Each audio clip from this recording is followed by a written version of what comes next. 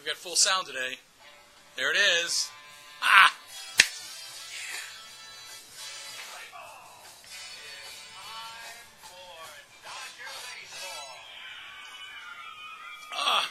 Oh, we got our sounders again. How cool is that? All right.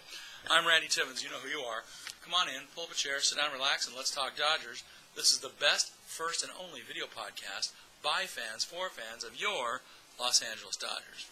And we're here to talk about Dodgers. It's Monday, the 29th of August, 2016. Let's refresh, shall we? Dodgers won 2 out of 3 from the hated ones last week. I said they won 2 out of 3 from the hated ones. Thank you. And then over this weekend, they won 2 out of 3 from the Cubbies. And I was the Friday night Beatle night. And before the festivities got started with losing that first game to the Cubbies, we heard some of this. Check this out.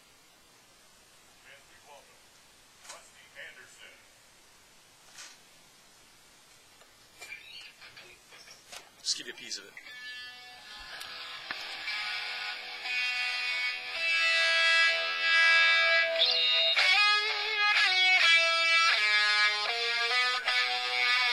Yeah, we won't go too last all day. Rusty Anderson from Paul McCartney's band played the national anthem. Of course, the Fab Four played before that, and it was a lot of fun. Even though we lost, Kenley Jansen worked in tandem with new catcher Chooch Ruiz to blow the game, but we won't talk about that. Let's talk about the good stuff. We beat them 2 out of 3. That's what counts. We'll play let's see, Seager hit a home run on Saturday. We'll play that in just a second. In other news, we all found out at the end of last week that North American venues for the 2017 World Baseball Classic announced their host cities, which will include, are you ready now? San Diego, Miami, Guadalajara, Mexico, and Los Angeles. Depending on how you like that, if you're a fan of the World Baseball Classic, you'll love it. Dodger Stadium is going to host the WBC Finals and Semifinals, which will take place March 20th, 21st, and 22nd next year in 2017. It'll be the second time the Dodgers ballpark plays host to the tournament's final rounds, first having been in 2009, and many of you may remember that. All right, let's get to that Corey Seager home run. It was pretty exciting. On Saturday, I believe he hit it. Let's hear it right now. You know who on the call. Strike one pitch is a drive to center. Going back late. It's foul. Going to go out. No wonder he went back late. So Seager hit the home run over the center field wall. And just like that, the Dodgers and Cubs are 1-1. 23 home runs, 62 runs batted in, and immediately Seager takes a record as a Dodgers shortstop. Yeah. That's the new Dodgers shortstop record, 23 home runs. We'll hear more about that record a little bit later on. Injury reports and moves. Just got word from some people on Twitter that Brandon McCarthy and Brett Anderson were both set to pitch simulated games tomorrow here in L.A. while the team is in Colorado. That's interesting. Clayton Kershaw is getting closer to a potential return, and obviously they'll want to have a spot for him very soon. Andre Ethier just started his rehab assignment. Could be back in a couple of weeks. I'll give you a cheer for that. Trace Thompson's situation remains a little unclear, but it's possible he could return sometime in September if his back recovers. You may remember this guy was, he had like 2 fractures in his back or something. It's just, I don't even want to think about it. And finally, Alex Wood is throwing off flat ground. It's also possible he makes it back by the end of the season to strengthen the team's relief corps, and that would be very cool. Love to see that. Other moves made today. Brock Stewart was sent back to AAA after his magnificent performance over the weekend. But, and I know he's in AAA, but you know what? He's going to be back very soon because, you know, in a couple of days, we got September call-ups. Everybody's coming back. That'll be cool, and then we'll really kick some butt around here. All right, whenever I do this, it means fun stuff. I got some fun stuff for everybody. First of all, let's do some shout-outs, and now we can do them with our sound back. Thank you, sound. Good to have some speakers again around here. Shout-outs to Jorge, Adam from our YouTube page. They hit me up last week. Thank you, Jorge and Adam. Remember, if you want to hit us up, it's Let's Talk Dodgers 13 on YouTube. Also, in Facebook, you can hit us up at Let's Talk Dodgers or at Randy Trumpet in Twitter, or you can write to us, letstalkdodgers@gmail.com. Who else has hit us up lately on our Facebook page? Ronald, Alex, Valerie, Irene, Jessica, Vanrick, along with a few others later in the stats section of the show. And for that, we give you some shout-outs. Thank you, everybody, for watching Let's Talk Dodgers. All right, in case you missed it, and I didn't do a show Friday because speakers had a time out of everything. In In case you missed it, Kenley Jansen struck out his 605th batter in his career on Thursday, breaking Jim Brewer's record for strikeouts by a Dodger reliever. Tip of the cap to him, and tip of the cap to Jim Brewer and his two surviving sons, friends of ours, Mark and Scott Brewer. All right, and I believe they're going to probably send a note to the Dodgers congratulating Kenley on behalf of their late father, Jim Brewer, who set the Dodger franchise record first in strikeouts by a reliever. Now Kenley's got that distinction. Very cool. Here's some other cool stuff from another more stats of the day from Elias. Corey Seager set a Dodgers single-season record for shortstops when he homered in the fifth inning of his team's 3-2 win over the visiting Cubs on Saturday. You just heard that a minute ago. It was Seager's 23rd home run of the season, all as a shortstop, breaking the previous franchise mark of 22 held by 1930's Glenn Wright.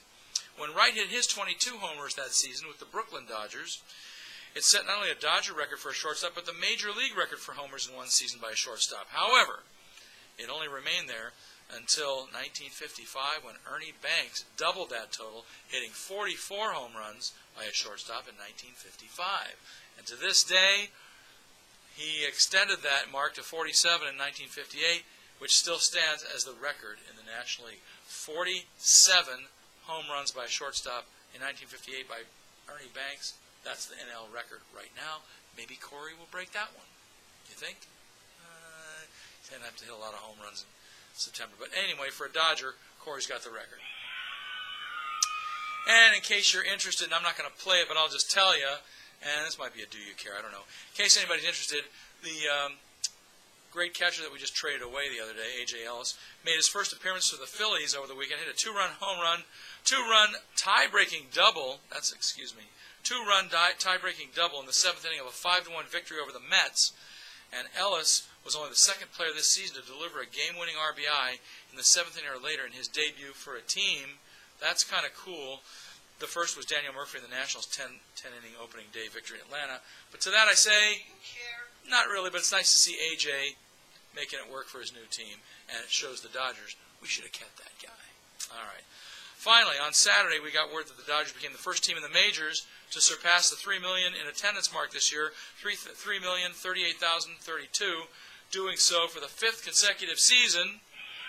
And if anybody is interested, the Dodgers have surpassed the 3 million mark 20 times in the past 21 years, from 96 to 2016.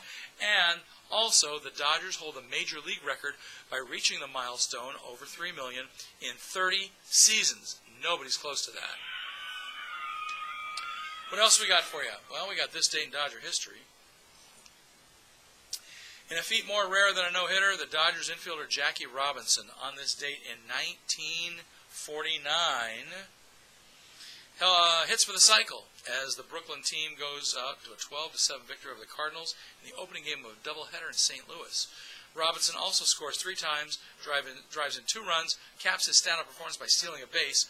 The Dodgers also went on to pick up another victory in the second game of that doubleheader, and that moved them into first place, 3 percentage points ahead of the Boston Braves back then in 1949. How rare is this feat of a so-called cycle? Well, I'll tell you, only 3 Dodgers have done it since Jackie Robinson did it in 49. Gil Hodges did it on June 25th, 1949. Actually, this was a different year, probably 48. In 49. Gil Hodges did it. Wes Parker did it on May 7th, 1970 in New York at Shea Stadium. And the only other guy, the O-Dog, Orlando Hudson, did it on the Dodgers' home opening day, April 13th, 2009 on a Monday versus the Giants. Those are the only guys that have done it. Only 8 Dodgers have done it in franchise history. And it was on this date, I believe, in 1948. I could be wrong. Let's look it up real fast because we're going to vamp for time. And since we're excited about our new speakers, we'll go back. Day in Dodger history, it was August the 29th, 1949. Wow. Wow, on this date in 49. So only a handful of guys have done that since then. Gil Hodges did it also that year, but also Wes Parker did it and Orlando Hudson did it. That's it. That's how rare it is. I've never seen a cycle. You? No. Anyway. What else we got going on here? Let's get you out to the ballpark. Tonight, the Dodgers are at Coors Field in Denver. Kenta Maeda has a 1.5 ERA at Coors Field. Boy, shades of Hideo Nomo. Could Kenta be the next and second guy and second Japanese-born pitcher to record a no-no at Coors? I don't know, with that kind of ERA, that's pretty great. Tune in tonight to find out. Monday, August 29th, 5:40 start in Colorado. Kenta Maeda is 13-7. Right now he's got a 3.37 ERA. He's going up against righty John Gray. He's 8-6 with a 4.61 ERA in Coors Field. I think the Dodgers are going to do very well there this week. On Tuesday, it's going to be August 30th, 5:40 game also. Left-hander Rich Hill, he's 10-3 with a 2.09 ERA. That's really pretty good. Up against their lefty, Tyler Anderson, who's 4-5 with a 3.69 ERA. And I just got word today, even though we're going to be back on Wednesday to tell you about it. Wednesday, August 31st, it's a 12-10er getaway game. Colorado's sending Jeff Hoffman to the hill. He's 0-2 with an 8.10 ERA. Sounds like a late-season call-up. He's going to go up against Ross Stripling, just announced today, to make the start for the Dodgers. We'll talk more about Ross on Wednesday. So there's the lineup and the matchups for the series with Colorado. Any other cool stuff going on here? We got new speakers. I said we got new speakers. Anyway, we've been waiting for those since last year. When did our speakers go out last year? I think they did. Events, appearances, and cool stuff. This is a neat one. Howie Kendrick and Rob Segadin are both going to be at the Ultimate Pastime Sports Collectibles Show, 9 to 10:30 a.m. That's this, is it Saturday? I think it's this Saturday. What day is that? Yeah, September 3rd. They're going to be here on Saturday, so that's pretty cool. That's in 1614 South Carlos Avenue, Suite K in Ontario, Saturday, 9 to 10:30, so get your tickets now. Don't forget to check out John Suhu's amazing, outstanding photography at DodgersPhotog.mlblogs.com. I think if we could beat the Cubs 2 out of 3, and we could beat the Giants 2 out of 3, don't you think we could beat the Colorado Rockies like 3 out of 3? I'm just saying. Got to be able to do it. Anyway, that's going to be doing it for Let's Talk Dodgers. Thank you for watching again. Come on back on Wednesday. Pull up a chair, sit down, relax, and let's talk Dodgers more. Tell all your friends. Check us out on Facebook and on YouTube, will you? Come on.